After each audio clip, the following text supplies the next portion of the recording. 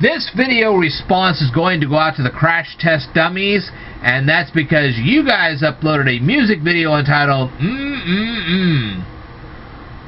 I watched the whole video, and I have perused through the lyrics, and I have some questions about the lyrics of your song.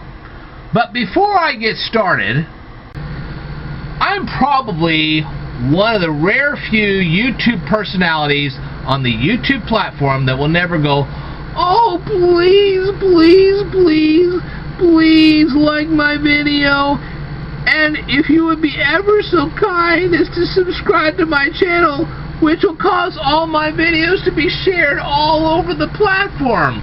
Let me tell you something. That ain't gonna work, and I'll tell you why. Because YouTube cannot determine what they need to determine, which is whether my videos are keeping you guys on their platform by the use of the like buttons and the subscribe buttons, okay? Now, why do these people tell you this? Well, number one, it extends the watch time on their videos, which I'll tell you a little later why that would have an effect. But anyway, the other thing is that the like button itself, you could flip through things all day long, just go like. It's not going to tell YouTube anything, okay? Now, as for the subscribe button, that's a little different story. Have you noticed that when you hit the subscribe button now, this little menu pops up and it sets your bell notifications? There you go. That's why they're telling you that. Now, the bell notifications might tell YouTube something about how popular your channel is, and they might want to share your videos because of it. Okay? But what will cause YouTube to share your videos? Well, there are two things you can... Well, first of all, if people like you who are watching these videos right now were to copy the URL of the video and share it on a different social media platform like Facebook, what used to be Twitter, now is X, Gab, you got Truth Social, Instagram, Threads, whatever you want to share it on, that would get your video shared more, okay?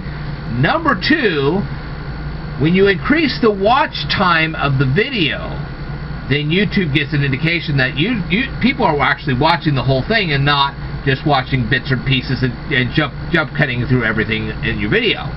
So that is a good indication. The other thing you could do, okay, is you can leave very nice comments in the comments section below. And what that tells them is you were engaged, you watched, you replied, you really liked the content that you were watching, and that helps your ratings as well. So really what you really want to do if you want to increase, if you want to motivate YouTube to share your videos more often, watch the videos all the way through.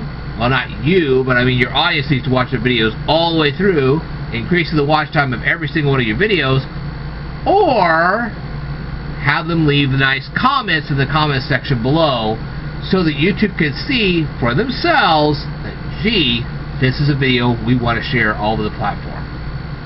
And there you go.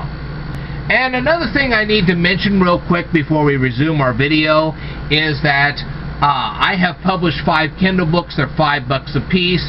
If you want a copy of any of these Kindle books, just leave me a comment in the comment section below and I'll send you a hyperlink to my latest book, which you now can see on the screen. And then from there you can find my other 4 Kindle books, and there will be more Kindle books coming soon. It's all up to you. Buy them and let me know what you think about them. Alright, on to the video. Okay. I will start this review by complimenting the video. I wonder who created all the props, and I will also say that everyone in this band is a great guitar. These people, there were so many of them that were actually playing guitar. They're very talented guitar players. I'll give you that. But what about the lyrics? How did the child get into the accident? Was his parents driving him to school, or was he in a school bus? How does a car collision change a child's hair from black to white? I'd like to know that one. So there was a young lady who refused to enter a school locker room and change her clothes. What does this have to do with a boy who was involved in a car collision? Were the boy and the young lady classmates? Did this young lady at some point show this boy her birthmarks? Did they punish the young lady?